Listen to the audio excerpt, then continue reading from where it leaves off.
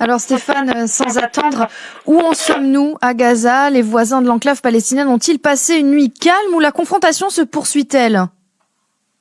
Eh bien, ils ont bien dormi, mais ils sont mal réveillés, Joe. La dernière attaque, la nuit dernière, a eu lieu un peu avant 23 heures, et puis plus rien, plus de tir jusqu'à 6 heures ce matin. Et depuis, Ilan Sadik, notre chef des opérations basé à Sderot, a comptabilisé pas moins de 15 attaques, surtout contre le pourtour de Gaza, et cela se poursuit de 10 minutes en 10 minutes. D'ailleurs, j'ai laissé le téléphone branché sur les annonces de l'armée, parce que je peux pas faire autrement en ayant autant de monde sur le terrain. Et puis, les auditeurs risquent d'entendre chaque fois des bip bip qui annoncent chaque fois une salve contre une cible en Israël. Et Stéphane, les villes du centre d'Israël ont-elles été à nouveau visées par les roquettes des organisations islamiques? Gush Dan, c'est-à-dire Tel Aviv et son agglomération, non. Mais la région de Beth Shemesh, qui est située juste à côté de Jérusalem, a été ciblée déjà à 2 reprises ce matin et c'est très inquiétant. Ce sont les tirs de la plus longue portée enregistrée jusqu'à maintenant. On doit aussi préciser que la ville d'Ashkelon a aussi été visée. Et alors, à ce stade de la journée, donc très tôt ce matin, est-ce que l'État hébreu a-t-il réagi à ces attaques ou est-ce qu'il prévoit de le faire? Ouais, il y a justement eu une annonce d'attaque. C'était assez léger le bip bip, mais simplement pour vous dire comment on travaille et la fréquence de ces tirs. Eh bien, à 7h48 de chez nous, eh bien, Tsahal a identifié puis neutralisé des lanceurs de roquettes du djihad islamique. Et maintenant, pendant qu'on est en train de faire notre émission, eh bien, le Chel Avir, l'aviation israélienne, est en train de bombarder des positions du même djihad islamique. Stéphane, est-ce que vous pouvez nous dire le bilan humain de cette confrontation jusqu'à ce matin? Assurément, Joe. 46 blessés en Israël, 2 ont été touchés par des éclats de roquettes, 23 se sont blessés en se rendant aux abris. Vous savez, ils entendent la sirène, ils se mettent à courir, il y a un peu de panique, et ils se blessent, ils se foulent, ils se cassent une jambe ou une main. Et puis 25 souffrent de conséquences psychologiques des bombardements. Tous sont dans un état jugé superficiel par le Magen David Adom, l'étoile rouge de David, l'équivalent israélien de la Croix-Rouge. Et alors, quand on voit le nombre de roquettes qui a été tiré, c'est relativement peu. Stéphane, à quoi est-ce dû? Est-ce que c'est principalement aux dômes de fer? Assurément. Le djihad islamique a tiré 235 projectiles sur Israël depuis 5 heures du matin hier. Le dôme de fer et la fronde de David ont intercepté un peu plus de 90% des cibles qu'ils ont tenté d'intercepter ou qu'ils auraient dû tenter d'intercepter, c'est-à-dire des obus ou des roquettes qui se dirigeaient vers des endroits où se trouvaient des êtres humains. Le Hamas ne participe quant à lui pas à la confrontation jusqu'à maintenant. Alors justement, vous nous dites que le Hamas ne participe pas à la confrontation. Comment vous pouvez expliquer cela, Stéphane? C'est parce que Al-Atta, le chef terroriste éliminé hier, torpillait toutes les décisions prises par le Hamas et on peut dire aussi qu'il n'obéissait même pas aux ordres de sa propre organisation du djihad islamique, notamment pour le Hamas, les tentatives d'instaurer une trêve avec Israël. Chaque fois qu'un cessez-le-feu était déclaré, eh bien, Al-Atta tirait quelques roquettes sur les kibboutz à proximité de Gaza et c'était reparti pour 24 ou 48 heures supplémentaires de confrontation. Ça dérangeait énormément le Hamas. En fait, ce chef terroriste du djihad islamique menait sa propre guerre contre Israël et si le Hamas avait pu l'éliminer lui-même, il l'aurait sans doute fait.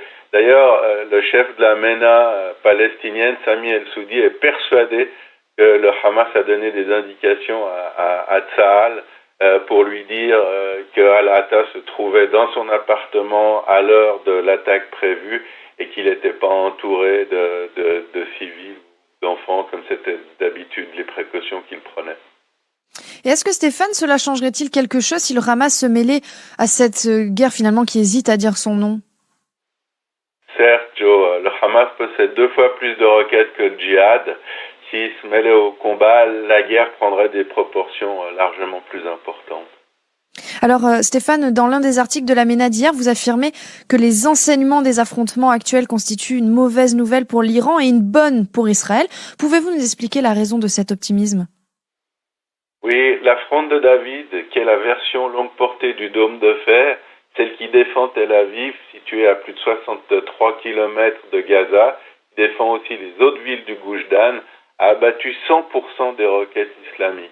Il est vrai que la distance, ces 63 km, procure à ces radars et à ces ordinateurs plus de temps pour calculer la trajectoire et le point d'interception des roquettes ennemies que les tirs sur Sderot, par exemple. Les tirs sur Sderot, c'est 7 secondes de vol pour la roquette, c'est le dôme de fer qui s'en occupe. C'est très très compliqué de computeriser le point de rencontre en 7 secondes.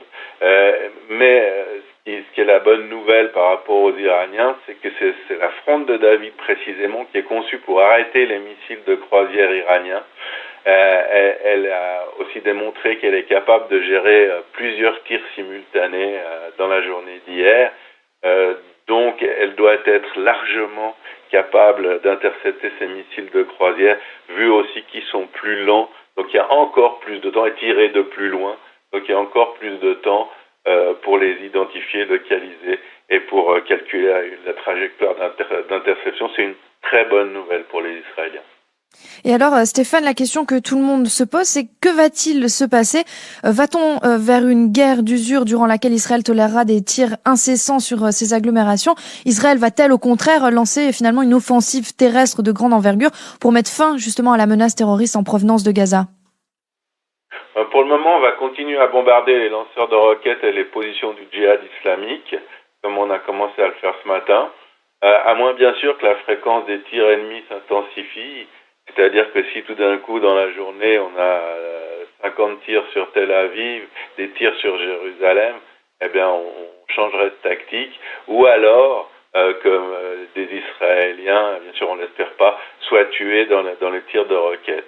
Pour ce qui est de l'attaque terrestre, il est difficile de lancer une offensive généralisée contre Gaza tant que le Hamas ne se mêle pas au combat. Notre impression ici à Metula, c'est qu'on se dirige plutôt vers une houdna, c'est-à-dire une trêve en arabe avec le Hamas, si les choses se poursuivent. L'élimination de Al-Atta rend plus plausible la conclusion d'une trêve de long terme.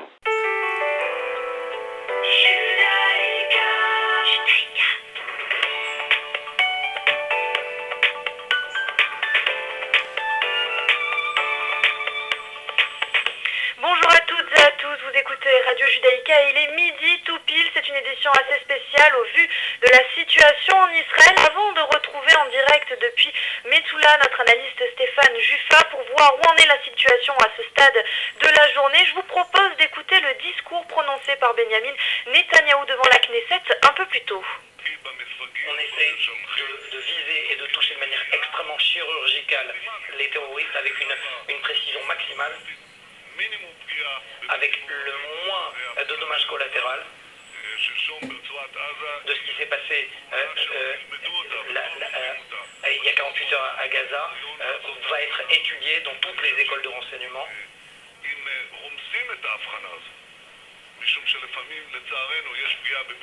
Et bien évidemment qu'il y a parfois des dommages collatéraux, mais on est obligé d'opérer quoi qu'il arrive, parce que et eux se servent de boucliers humains pour viser des civils. Et ce que certains députés ici dans cette enceinte de la Knesset, le Parlement israélien, et c'est insupportable. C'est insupportable parce que ceux qui respectent les codes de la guerre, c'est-à-dire les soldats, nos commandants, sont considérés comme des criminels de guerre parfaits de cette enceinte. Alors qu'ils utilisent des codes particulièrement précis et cruciaux pour mener la guerre contre le terrorisme. C'était donc Benjamin Netanyahou devant la Knesset un peu plus tôt ce matin. Et il est avec nous en direct depuis Metula, c'est bien sûr Stéphane Juffa. Rebonjour Stéphane. Oui, rebonjour Johanna et rebonjour aux auditeurs de Radio Judaïka. Alors Stéphane, la journée? Mais on en est à 34 salves sur Israël depuis ce matin, et la dernière est tombée quand vous finissiez de présenter notre intervention, c'est-à-dire il y a 15 secondes.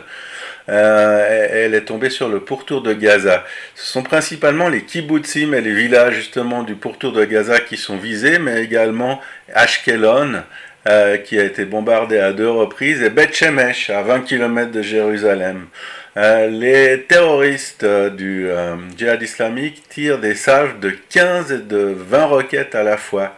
Et on en est, d'après notre décompte, entre 290 projectiles tirés sur Israël et 300 depuis hier à 5 heures du matin. Et on dénombre 52 blessés depuis le début des hostilités, tous très heureusement superficiellement atteints. Le plus grand nombre de blessés l'ont été en se rendant aux abris, dans la panique, dans la cohue, ou en état de choc philosophique, et 4 personnes ont été touchées par des éclats de roquettes. Quant au dôme de fer, qui est largement responsable du chiffre relativement bas des blessés israéliens, il en est maintenant à plus de 90% d'interventions réussies. Mais Johanna, Tzahal riposte bien entendu. En tout, 20 personnes ont été éliminées du côté de Gaza, côté palestinien, dont 17 terroristes. Dans les 17 terroristes, il y a 3 chefs appartenant à l'échelon de commandement supérieur, dont Al-Atta hier, ce qui a fait commencer ce round d'affrontement. Et puis ce matin, le commandant Allah Jabbar Ashtivi a été également éliminé, et le responsable des requêtes au djihad islamique, Khaled Fhaji, pardon. Les attaques de Tzahal se concentrent sur les commandos de lanceurs de roquettes, sur les ateliers de fabrication de ces roquettes, les stocks de munitions, et sur les positions du djihad islamique. Quant au Hamas, il ne se mêle toujours pas au combat. Et puis, Tzahal se renforce en prévision d'une nouvelle dégradation, d'une plus grande dégradation encore de la situation. Ilan Sadik, notre correspondant permanent à Sderot, a noté le déploiement d'une unité d'artillerie, c'est-à-dire de canons, le long de la frontière avec Gaza. Et on note aussi le déploiement du bataillon d'infanterie numéro 13 de la division Golani, qui a été envoyé en renfort vers le sud. Donc vous voyez, et ça suit évidemment le discours de Binyamin Netanyahou. On espère que la confrontation va cesser, mais on se prépare au pire, c'est-à-dire qu'on envoie des soldats, et on multiplie les interventions de l'aviation et des chars, John. Alors, un peu plus tôt dans la matinée, le djihad islamique aurait déclaré qu'ils discuteront de la possibilité d'un retour au calme lorsqu'ils auront fini leur riposte. Alors, dans un premier temps, est-ce que vous pouvez confirmer ces dires, et est-ce que, selon vous, comment va se dérouler la suite de la journée? Ouais, il y a une certaine logique dans la citation qui est exacte que vous venez de donner. C'est que le djihad islamique déclare que puisque c'est vous, les Israéliens, qui avez commencé en éliminant Al-Atta hier matin, c'est nous qui allons décider, quand on en aura fini de riposter, d'arrêter ces échanges de feu. On peut pas donner trop de crédit aux déclarations du djihad islamique. Ils avaient promis un déluge de feu pour cette nuit. Cette nuit a été relativement calme. On a appris ici à Metula qu'il y avait eu des discussions, que c'est la raison de l'accalmie de cette nuit, des discussions grâce aux médiateurs égyptiens. Le djihad islamique a tout simplement demandé un allègement des conditions d'importation de matériel à Gaza, notamment du matériel qui sert à fabriquer des roquettes. Bien entendu, Israël a refusé, et quand le djihad islamique s'est rendu compte qu'il n'obtiendrait pas ce qu'il voulait, il voulait donc obtenir quelque chose sur le plan politique pour pouvoir cesser cette agression face aux agglomérations israéliennes. Quand il a vu qu'il ne pourrait pas obtenir ce qu'il demandait, eh bien, il a tout simplement repris les tirs, John. Stéphane, est-ce que vous pensez que l'État hébreu va prendre des mesures peut-être plus drastiques dans les prochaines heures? Parce que évidemment, Netanyahou a déclaré que le groupe terroriste commençait à comprendre leur message, et de son côté, le nouveau ministre de la Défense, Naftali Bennett, a déclaré que ceux qui nous attaquaient le jour n'étaient pas sûrs de passer la nuit. Les deux a raison, mais on attaque en territoire, en ennemi de manière globale, donc dans une guerre globale, que quand on l'a décidé du point de vue stratégique. Or, Israël n'a pas pris cette décision. Elle a pris la décision d'éliminer Al-Atta, parce que Al-Atta était le genre d'électron libre qui n'obéissait ni au Hamas qui gouverne Gaza, ni à sa propre hiérarchie, au djihad islamique, et chaque fois qu'il y avait une possibilité de cesser le feu ou de rapprochement ou de ce que les Arabes appellent une houdna, c'est-à-dire une trêve prolongée, eh bien avec ces quelques centaines d'hommes de main, ils tiraient des roquettes sur les kibbutzim ou sur les villages avoisinant Gaza, et ça remettait tout en marche, c'est-à-dire on était reparti pour 24 ou 48 heures de confrontation. C'est ce qu'on voulait. On voulait éliminer cet individu. On n'a pas décidé d'une campagne militaire pour reprendre le contrôle de Gaza. Maintenant, il y a deux facteurs qui pourraient nous faire changer d'avis. Si le djihad augmentait encore la cadence de feu, si des Israéliens étaient tués ou grièvement blessés, et puis si le Hamas entrait dans la danse, le Hamas qui ne le fait pas, qui s'en garde bien jusqu'à maintenant, qui dans des déclarations vengeresses annonce toutes les 2-3 heures qu'elle ne laissera pas le djihad islamique combattre seul, et que tous les Palestiniens sont solidaires, mais au-delà des mots, ce n'est pas suivi des faits, et le Hamas visiblement n'a pas envie de se mêler à cette confrontation. Et il est plutôt content même de l'affaiblissement du djihad islamique qui représente un concurrent dans la gouvernance de Gaza, et qui empêche en fait le Hamas de décider d'une politique, de décider quand il veut un affrontement avec Israël, et quand il est plutôt intéressé par une trêve ou à tout le moins une accalmie, John.